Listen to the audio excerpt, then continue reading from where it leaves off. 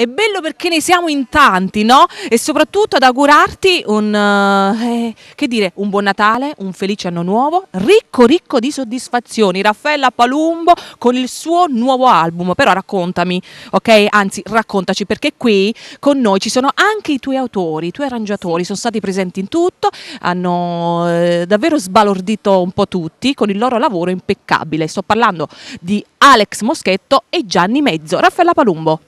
Allora, il mio disco, come potete vedere, è stato prodotto dalla Mea Sound di Andrea e Tanio Sorrentino, che saluto, e li ringrazio con vero cuore.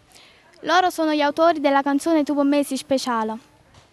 Allora, il titolo dell'album me lo dici? Te ne ragiono mamma. E la canzone? Quale canzone ci canterai oggi? Tu con Mesi Speciale.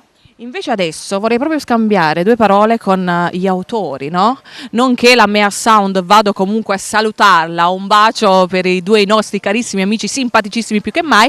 Gianni Mezzo. Dimmi. Allora, io ti dico questo, com'è stato appunto lavorare con Raffaella? Ma è stato bello perché Raffaella, secondo me, è una giovane che ha tantissime possibilità per farsi ascoltare, e poi è un po' tosticapa, però si può lavorare, questo va bene, per me è un ottimo artista che può crescere e ha le potenzialità. Com'è stato collaborare?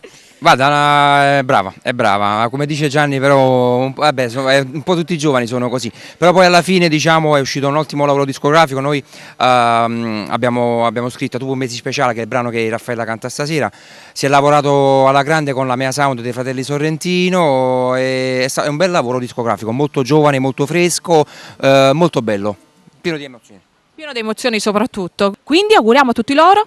Buon Natale e felice anno nuovo. E quindi insieme ad Alex Moschetto, insieme a Gianni Mezzo, insieme appunto ai fratelli Sorrentino della Mea Sound, auguriamo a tutti loro auguri buon Natale e diciamo insieme Cantiamo Napoli!